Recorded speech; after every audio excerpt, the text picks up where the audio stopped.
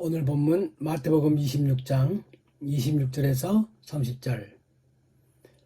그들이 먹을 때 예수께서 떡을 가지사 축복하시고 떼어 제자들에게 주시며 이르시되 받아서 먹으라, 이것은 내 몸이니라 하시고 또 잔을 가지사 감사하기도 하시고 그들에게 주시며 이르시되 너희가 다 이것을 마시라, 이것은 죄사함을 얻게 하려고 많은 사람을 위하여 흘리는 바 나의 피 곧 언약의 피니라.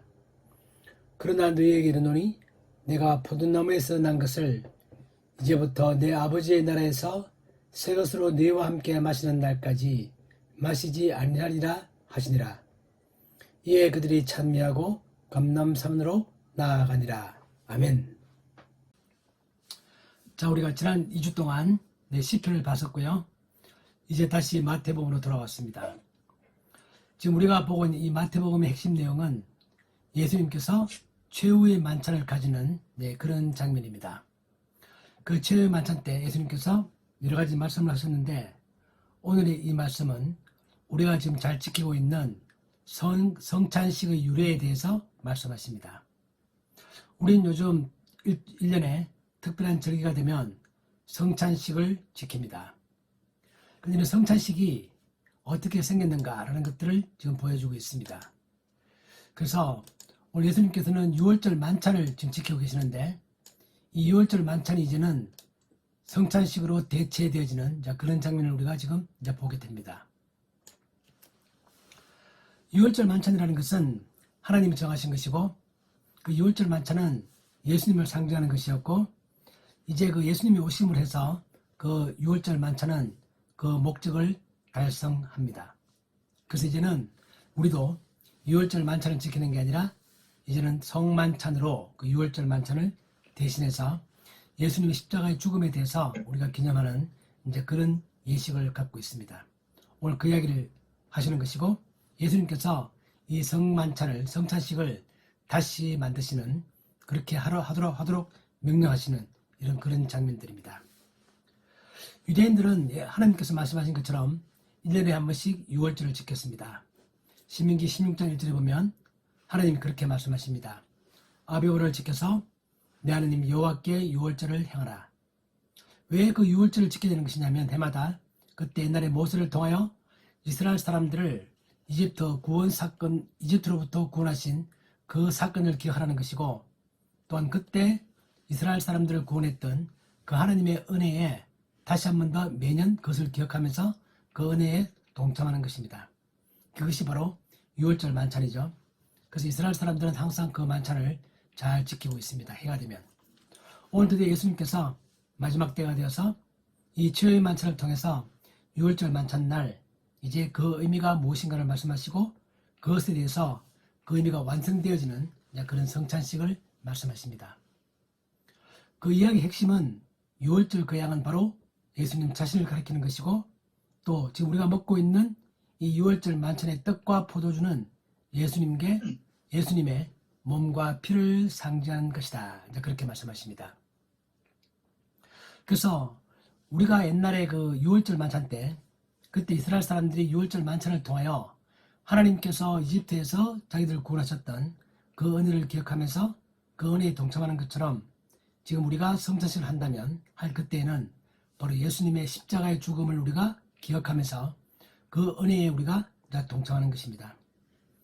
우리가 성찬식 때마다 1년 성경 구절이 있죠. 고린도전서 11장. 거기 보면 바울이 이렇게 말합니다. 예수님의 말씀을 전하면서 너를 위하는 내 몸이다. 이것을 향하여 나를 기념하라. 이 잔은 내 피로 세운 새 언약이다. 이것을 향하여 마실 때마다 나를 기념하라. 그렇게 말씀하십니다. 기념하라는 얘기는 추모하면서 기억한다는 뜻입니다. 우리가 성만찬을 할 때마다 예수님의 그 십자가의 죽음을 기억하면서 그 은혜를 다시 한번 우리가 감사하면서 추모하면서 그걸 기억한다. 그런 의미가 우리가 성만찬을 통하여 예수님을 기념하는, 예수님의 말씀에 따라서 그렇게 행하는 그런 것들을 말하고 있습니다. 오늘 이 최후의 만찬 때 우리 마태복음에 보면 이 두 번의 잔이라는 얘기가 명확하게 안 나오고, 한 번의 잔 이후에 떡과 포도주에 대해서 다 설명한 것 같은 그렇게 묘사되어 있지만, 같은 내용을 설명하고 있는 누가복음에 보면 두 번의 잔이 등장합니다. 누가복음 22장에 보면 거기 보면 17절에서 이에 잔을 받아사 감사 기도하시고 이것은 너희를 위하여 주는 내 몸이다. 너희가 이것을 향하여 나를 기념하라. 그렇게 말씀하시고 20절에 가면 다시 한 번 더 저녁 먹은 후에 즉 만찬을 다 드시고 난 다음에 잔도 그때도 또 한 번 더 잔을 받으시면서 그와 같이 하여 이르시되 이 잔은 내 피로 세우는 새 언약이니 곧 너희를 위하여 붓는 것이다. 이렇게 말씀하십니다. 이 누가복음의 말씀과 맞추어서 보면 우리 전에 봤던 것처럼 유대인들이 최후의 만찬 때 나누는 순서가 있습니다. 기억나실지 모르겠는데 보면 최후의 만찬 때 그 6월절 만찬 때는 항상 4번의 포도주 잔을 마십니다. 첫 번째 잔을 마시고 그 다음에는 이 6월절이 어떤 의미인가를 설명하는 그런 시간을 갖고 그 다음 찬양을 하고 또 두 번째 포도주잔을 받습니다. 그리고 만찬을 먹습니다. 또 그리고 만찬 후에 세 번째 포도주잔을 또 받습니다. 또 그리고 찬양을 하고 마지막에 네 번째 포도주잔을 받습니다. 이처럼 4번의 포도주잔이 있는데 오늘 예수님께서는 이 최후의 만찬 때 이런 것들과 누가복음의 말씀을 맞춰보면 아마도 예수님께서는 첫 번째 잔을 받고 난 다음에 이 6월절의 의미를 설명하는 하가다 시간에 예수님께서 자기의 몸에 관하여 그런 말씀을 하신 걸로 그렇게 보여집니다. 전통적으로는 첫 번째 잔을 받고 난 다음에 그 6월절의 의미를 설명할 때 보통 이렇게 말한다고 합니다. 떡을 나눠주면서 이것은 우리의 조상들이 광야에서 먹었던 고난의 떡이다. 이렇게 말했다는 거죠. 그런데 예수님께서 오늘은 그렇게 말씀하시는 것이 아니라 그 떡을 나누어 주면서 이것은 내 몸이다. 그렇게 말합니다. 그래서 전통적으로 지켜왔던 그 6월절 만찬 때 그 떡의 의미를 옛날에 우리가 광야 생활할 때 출애굽하고 난 다음에 광야 40년 생활할 때 우리 조상들이 광야에서 먹었던 고난의 떡이다. 그렇게 말해오던 것을 또 예수님께서도 아마도 어릴 때부터 6월절 만찬할 때는 항상 그런 말씀을 들으셨고 또 공생의 3년 동안에 지난 1년과 2년 동안에는 그렇게 말씀하실 수도 있습니다. 그러나 이제 최후의 만찬 때는 예수님께서 그 말을 바꾸십니다. 이 떡은 바로 나다. 내 몸이다. 즉 이 떡은 내 몸을 상징하는 것이다. 이렇게 말씀하십니다. 그래서 6월절 만찬의 그 의미를 이제 예수님께서 자기 자신에게 적용하면서 그 의미를 완성시키십니다. 이 떡이라는 것은 요한복음에서 잘 설명하고 있죠. 예수님께서 요한복음에 보면 오병이의 기적을 베풀고 난 다음에 그때 말씀하십니다. 내가 너희들에게 떡을 주었는데 이 떡은 그건 역시 나를 상징하는 것이다. 그리고 내가 주는 떡은 영원히 목마르지 아니하는 결코 줄이지 아니하는 그런 생명의 떡이다. 그렇게 말합니다. 그래서 예수님께서 그렇게 말씀하실 때 그 떡이라는 것은 이 떡은 내 몸이다. 이렇게 말할 때 그 문자적으로 그 떡 자체가 자기의 몸일 수는 없는 거죠. 다만 이 떡은 예수님의 몸을 상징하는 것이다. 그렇게 말하는 상징성을 가집니다. 우리가 성만찬할 때 떡을 먹고 포도주를 마실 때 그것이 무엇인가에 대해서 신학적으로 보면 이제 두 가지 해설이 있습니다.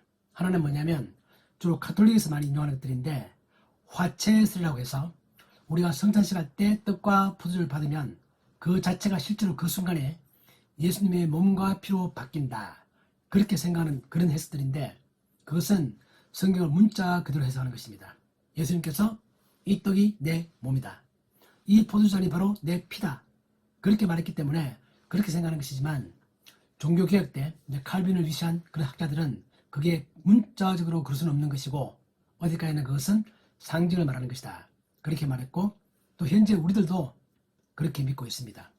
우리가 성찬식을 할 때 떡을 먹고 포도를 마시면 그것은 예수님의 몸과 피를 상징하는 것이다. 그렇게 우리가 이해하고 있는 거죠. 그처럼 예수님께서 오늘은 우리 마태복음에서 보면 오늘 처음으로 생명의 떡이다. 그렇게 말씀하신 것 같지만 요한복음에 보면 예수님은 이미 오병이어의 기적을 베풀면서 그들에게 떡을 주면서 5개의 떡을 가지고 5,000명을 먹이시면서 그때 예수님께서는 이 떡이라는 것은 너희가 지금 먹고 있는 이 떡은 바로 내가 너희에게 줄 결코 줄이지 않는 영원한 생명의 떡을 상징하는 것이다. 이렇게 말했습니다. 요한 6장 35절 예수께서 이르시되 나는 생명의 떡이니 내게 오는 자는 결코 줄이지 아니할 것이다. 이렇게 말씀하셨습니다. 오늘 최후의 만찬 때 예수님께서는 첫 번째 잔을 드시고 그렇게 유월절 의미를 말씀하시면서 이 떡은 내 몸이다 그렇게 말씀하셨고, 두 번째 포도주를 드시고는 만찬을 다 드시고, 그 다음에 세 번째 잔을 드시고 난 다음에는 포도주에 대한 설명을 했다고 그렇게 보여집니다. 이 포도주라는 것은 예수님의 피를 상징하는 것이다. 나의 피를 상징하는 것이다. 그렇게 말하면서 오늘 본문 27절에 보면 또 잔을 가지사 감사하기도 하시고 그들에게 주시며 이르시되 너희가 다 이것을 마시라. 이것은 죄사함을 얻게 하려고 많은 사람을 위하여 흘리는 바 나의 피, 곧 언약의 피니라. 이렇게 말합니다. 여기서 보면 예수님이 피라는 것은 어떤 의미를 가지고 있는 것이냐면 죄사함을 얻게 하기 위한 것이다. 그래서 우리가 죄사함을 받게 되면 영생하게 되는 거죠. 왜냐하면 죄의 삭은 사망이기 때문에 그 죄가 용서받게 되면 영생이 주어지는 것은 아주 자연스러운 것입니다. 영생이 주어진다. 그렇게 말합니다. 그래서 아까 앞에서 떡이 생명의 떡인 것처럼 이 포도주 잔도 내 피를 상징하는 것으로서 나의 피는 모든 사람의 죄사함을 얻게 하기 위하여 흘리는 나의 피다. 그렇게 말하면서 이것은 언약의 피다. 그렇게 말합니다. 오늘 제 말씀의 제목이죠. 언약의 피. 이 언약의 피라는 단어는 구약에 보면 출애굽기에 이 단어가 등장합니다. 출애굽기 24장 8절에 보면 모세가 광야에서 이렇게 말합니다. 모세가 그 피를 가지고 백성에게 뿌리며 이르되 이는 여호와께서 이 모든 말씀에 대하여 너희와 세우신 언약의 피니라. 즉 하나님께서 자기 백성과 더불어서 어떤 약속을 하십니다. 그 약속을 하기 위해서 그 약속이 필요한 것은 뭐냐면 바로 피라는 것입니다. 저 피를 통해서 어떤 그런 언약을 확정하십니다. 그럼 그 언약의 내용이 무엇인가? 언약의 내용은 하나님은 여호와는 나의 하나님이 되시는 것이고 나는 그의 백성이 되는 것입니다. 그것이 약속입니다. 하나님께서 이스라엘 사람들을 구원하셔서 나는 너희의 하나님이 될 것이다. 너희는 나의 백성이 될 것이다. 그게 바로 하나님과 이스라엘 사람 사이에서 맺었던 언약인데 그 언약을 확정하기 위하여 피를 통하여 즉 제물의 피를 통하여 그 약속을 확정한다 그런 뜻입니다. 그런 의미가 바로 언약의 피라는 것입니다. 그래서 여호와는 나의 하나님이다. 그 말 속에는 그분은 우리를 보호하시고 또한 우리를 구원하신다. 그 어떤 어려움으로부터도 어떤 적들로부터도 우리를 방어하시고 우리를 지키시고 보호하신다. 그게 바로 그분이 우리의 하나님이 되신다라는 말에 의미가 들어있고 나는 그의 백성이다라는 얘기는 나는 그분의 길을 따라간다. 그분이 말씀하시는 그 말씀을 기준으로 해서 나는 나의 삶을 따라간다. 나는 내 삶에서 최우선의 우선순위를 가지고 있는 가치관은 하나님께서 좋아하시는 것을 나도 좋아하고 하나님께서 소중하게 사는 것을 나도 소중하게 생각하고 하나님이 싫어하시는 것을 나도 싫어한다. 그래서 우리는 그분의 길을 따라간다. 그것이 내가 그의 백성이 된다는 말의 의미입니다. 우리가 하나님과 우리가 같이 가려면 우리에게는 죄가 없어야 됩니다. 다시 말하면 우리가 거룩해야 됩니다. 그렇기 때문에 속죄의 피를 통해서 하나님께서 우리를 거룩하게 만드시고 그 다음에 우리로 하여금 그분과 함께 살아가는 그분의 백성이 되게 그렇게 하십니다. 그것이 바로 언약의 피의 의미입니다. 그래서 하나님은 모세를 통하여 그 피를 통하여 나는 너희의 하나님이 되고 너는 나의 백성이 되고 나는 너희를 피를 통하여 너희 죄를 씻고 너희를 거룩하게 만들어서 나의 길을 따라오게 만드는 그런 언약의 피를 하셨는데 오늘 예수님께서 죄의 만찬 때 포도주를 주시면서 이것은 나의 피고 많은 사람을 죄를 속하기 위해서 흘리는 나의 피 언약의 피다 그렇게 말합니다. 그래서 모세가 말했던 그 언약의 피와 오늘 예수님께서 말씀하신 이 포도주 잔을 그렇게 연결시킵니다. 제 아들이 이 말을 들었을 때 그때의 충격은 우리가 상상해보면 참 놀랍습니다. 지금 예수님께서는 전에 오병이어 때도 그 말씀하셨지만 내 살을 먹고 내 피를 마시라 그렇게 말하는 것이기 때문에 우리야 지금은 수천 년이 지나서 그 의미가 무엇인지를 알고 있고 그것이 상징적인 것이고 우리가 예수 그리스도를 믿는 것을 우리가 주님의 살을 먹고 피를 마시는 것이다. 그렇게 그런 의미다. 라는 사실 지금 우리는 알고 있지만 그 당시에 제자들 들었을 때는 문자 그대로 정말 예수님의 살을 먹고 내가 예수님의 피를 마신다는 뜻이냐? 너무 놀라는 거죠. 그래서 그 의미가 무엇일까를 참 많이 생각했을 것이라 그렇게 보여집니다. 그리고 그 당시에 유대교를 믿던 사람들도 예수님이 이 말에 대해서 처음에 선뜻 받아들이기가 무척 힘들었습니다. 왜냐하면 특히 피의 경우에는 하나님께서 피를 먹지 말라라고 분명히 레위기에서 말씀하셨기 때문에 예수님께서 내 피를 마시라 이렇게 말할 때 그 말의 의미를 이해하기가 정말 참 힘들었습니다. 너무 거부감이 생기는 거죠. 레위기 11장에 보면 하나님이 이렇게 말씀하십니다. 생명이 피에 있기 때문에 그 피가 죄를 속한다. 또한 모든 생물은 그 피가 생명과 일체다. 그 너희는 어떤 육체의 피든지 먹지 말라 그렇게 말했습니다. 그렇기 때문에 이 피라는 것은 생명이고 그것은 하나님께 속한 것이고 인간이 그 피를 사용할 수가 없다는 것입니다. 그리고 이 피라는 것은 죄를 속하는 것이다. 그래서 인간은 그 피를 먹을 수 없다. 하나님이 그렇게 말씀하셨고 유대인들의 마음속에는 그 말씀들이 깊이 뿌리박고 있는데 오늘 예수님께서 내 살을 먹고 내 피를 마시라 이렇게 말하니까 그거를 참 처음에 들었을 때 그 충격적인 표현들 그걸 받아들이기가 무척 힘들었고 유대교 종교주의자들이 예수님을 쉽게 받아들이지 못했던 또 중요한 이유 중에 하나가 됩니다. 그래서 근데 예수님께서는 그 말을 통하여 하고 싶은 얘기는 이런 거죠. 요한복음 6장에 보면 인자의 살을 먹지 아니하고 인자의 피를 마시지 아니하면 너희 속에 생명이 없느니라. 내 살을 먹고 내 피를 마시는 자는 영생을 가졌고 마지막 날에 내가 그를 다시 살리리니 내 살은 참된 양식이요 내 피는 참된 음료로다. 내 살을 먹고 내 피를 마시는 자는 내 안에 거하고 나도 그의 안에 거하나니. 지금 우리가 들어도 내 살은 참된 양식이요 내 피는 참된 음료다. 이 말들이 글자 그대로 뭔가 가슴에 와닿으면서 내가 정말 예수님의 살을 먹는 것 같고 피를 마시는 것 같고 그런 느낌이 막 드시죠. 그래서 그러시면서 예수님께서는 이 살을 먹고 피를 마시면 너희 가운데 영생이 있다 이렇게 말합니다. 그렇기 때문에 이것의 의미가 어떤 의미를 갖고 있는 것이냐라는 것은 참 중요한 의미고 동시에 예수님께서 이걸 통하여 우리들에게 생명을 주신다 그렇게 말씀하십니다. 이 말의 의미는 우리가 알고 있는 것처럼 우리가 살아가면서 음식을 먹고 물을 마시고 이것이 우리 육체의 생명을 유지하는 필수품이죠. 우리는 음식을 먹지 않고 물을 마시지 않으면 살아갈 수가 없습니다. 그와 똑같이 어떤 사람들도 예수님을 믿지 않고서는 마치 우리가 음식을 먹고 물을 마시는 것처럼 예수님의 살을 먹고 예수님의 피를 마시지 아니하면 그 사람들은 살아갈 수가 없다. 즉 다시 말하면 그 사람들은 반드시 일정한 기간이 지나면 죽는다. 즉 80년, 90년, 100년 지나면 반드시 죽는다.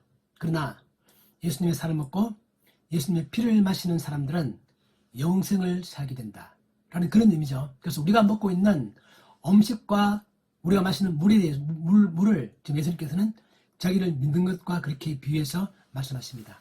그 표현이 처음 들을 때는 좀 극단적인 것 같고 어떻게 내가 예수님의 살을 뜯어먹고 식인종처럼 그 피를 마시냐 그런 생각이 들기도 하지만 그것은 아주 강력하게 우리가 마치 음식을 먹는 것과 같다. 음식을 먹고 피를 마시는 것은 우리 삶에 우리 육체의 삶에는 필수적인 것이다. 없어서는 안 되는 것이다. 그것처럼 우리가 진정한 삶을 산다는 것은 예수를 믿지 않고서는 진정한 우리 삶의 의미가 없다는 뜻입니다. 그걸 아주 우리 강력하게 대비해서 이제 그렇게 보여주십니다.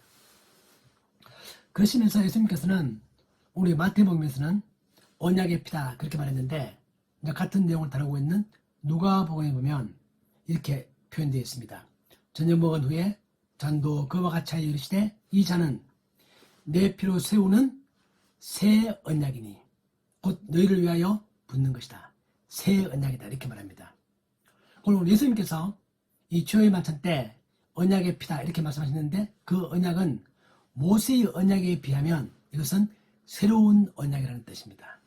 우리가 구약과 신약을 나누는 것처럼 이 새로운 언약이라는 뜻은 줄여서 말하면 신약이죠. 우리가 신약이라고 말하면 마태복음부터 시작되는 신약의 성서를 말하고 있는 것처럼 신약이라는 단어 자체가 새로운 언약 그런 뜻입니다. 이 새롭다는 얘기는 옛날 걸 없애버리고 새로 만들어낸다 그런 의미보다는 옛날 거에 그 부족한 부분들을 더 채워서 그것을 완성시킨다 그런 의미가 있습니다. 모세가 했던 그 언약의 내용들을 이제 더 풍성하게 만들어서 완성시킨다라는 의미가 바로 이 새 언약 속에 들어 있습니다.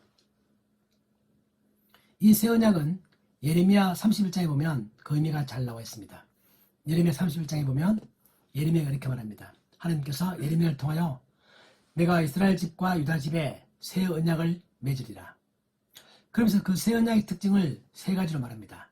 첫째는 뭐냐면 내가 나의 법을 그들의 속에 두며 그들의 마음에 기록한다. 즉 모세는 언약을 십계명 돌판에 기록했지만 이제 하나님께서는 새 언약은 우리들의 마음에 새긴다 그렇게 말씀하십니다. 마음에 새긴다.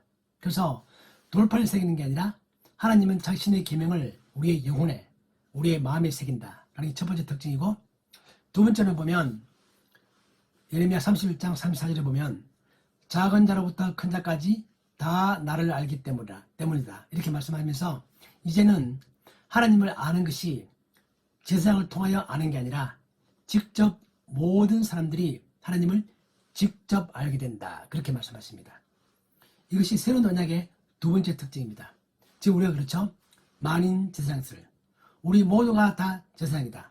우리 각자가 어떤 특별한 목사나 제사장을 통하여 하나님께 나아가는 게 아니라 우리가 스스로 직접 하나님께 나아갈 수 있다. 이것이 예레미야가 예언했던 새 언약의 두 번째 특징입니다. 세 번째 특징은 예레미야 31장 34절에 보면 내가 다시는 그 죄를 기억하지 아니하리라. 즉 다시 말하면 새로운 언약은 우리의 죄가 확실하게 영원히 용서받는 것입니다. 모세를 통하여 주었던 첫 번째 언약은 해마다 제사를 드려야 되고 그 제사를 통하여 우리의 죄가 용서받았다가 또 생겼다가 또 용서받았다가 그렇게 하는 것이지만 예수님의 십자가의 죽음을 통한 새로운 언약은 우리가 그 예수님의 십자가의 죽음을 믿기만 하면 예수님의 십자가의 죽음이 단 한 번의 제사로서 우리의 모든 죄를 영원히 씻어버리는 그런 의미를 가지고 있습니다.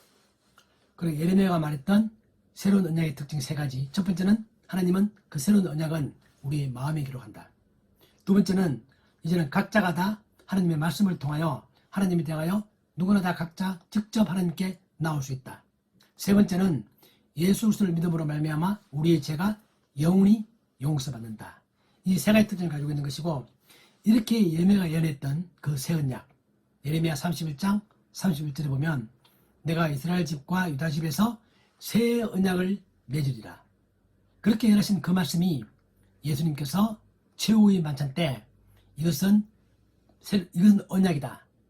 언약의 피다. 그렇게 말하고 누가복음에는 새 언약이다. 그렇게 말함으로 해서 예레미야가 예언했던 그 새 언약이 오늘 드디어 예수님의 최후의 만찬 때 예수님의 말씀을 통하여 실제로 새로운 언약이 실현되는 것입니다. 그러시면서 29절에 보면 그러나 너희에게 이르노니 내가 포도나무에서 난 것을 이제부터 내 아버지의 나라에서 새 것으로 너희와 함께 마시는 날까지 마시지 아니하리라. 그렇게 말씀하십니다. 이 말은 뭐냐면 이것이 마지막 만찬이고, 그러나 이렇다고 해서 앞으로 우리가 다시 너희와 내가 만날 일이 없다 그렇게 말하는 게 아니라 하나님의 나라에서 새로운 것으로 다시 한 번 더 마시게 된다 그렇게 말합니다. 다시 말하면 오늘 만찬은 끝이 아니고 반드시 새로운 만찬이 있다. 어디서? 천국에서. 예수님은 항상 십자가의 죽음을 말씀하실 때 그 뒤에 부활도 같이 말씀하십니다. 이 최후의 만찬은 이 땅에서의 최후의 만찬이겠지만 진정한 의미에서 최후의 만찬이 아니다. 내가 하나님 나라에서 새로운 만찬으로, 새로운 포도주로 다시 한 번 더 너희와 마실 것이다. 이제 그런 의미로 죽음 이후에 새로운 만남에 대해서 이제 그렇게 말씀을 하십니다. 그러시면서 오늘 보면 마지막 절에 보면 이에 그들이 찬미하고 감람산으로 나아간다. 그렇게 끝나는데, 전에 제가 말씀드렸던 것처럼 유대인들은 이 6월절 잔치 때 할렐 시편 6개를 부릅니다. 만찬 전에 2개의 시편을 부르고 만찬 후에 4개의 시편 115편에서 118편 그걸 부르는데, 오늘 예수님께서도 만찬을 끝내시고 이에 그들이 찬미하고 아마도 할렐 시편을 이제 부르실 것이다 그렇게 보여지는데요. 찬미하고 감람산으로 나아갑니다. 이게 우리 오늘 본문의 내용들이죠. 우리는 이 내용을 보면서 한 3가지 정도 이제 실천사항을 한번 정리해보고 싶습니다.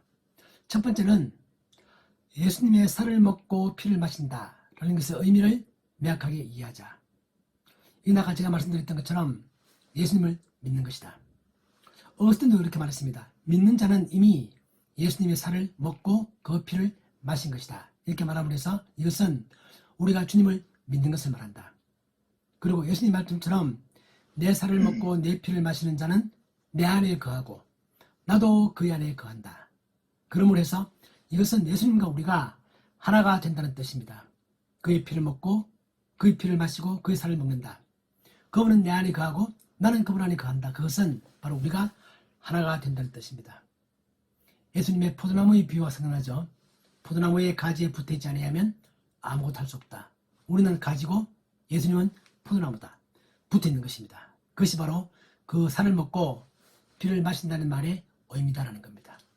두 번째는 죄의 용서에 대한 확신을 갖자.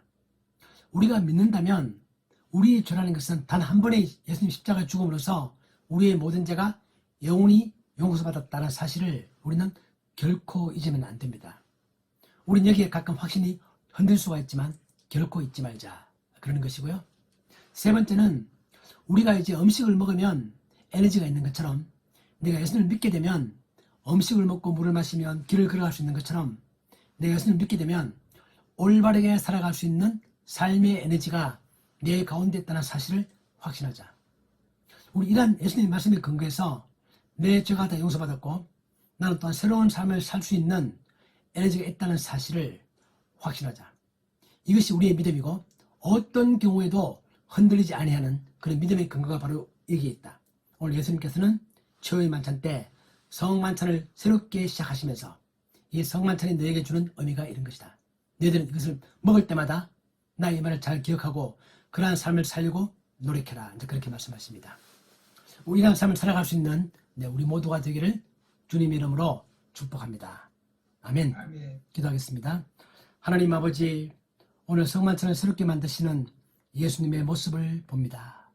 우리가 예수님 말씀을 기억하며 이러한 삶을 정말 성만찬의 정신을 잘 기억하며 그러한 삶을 끝까지 살아갈 수 있는 저희들이 되게 하여 주옵소서.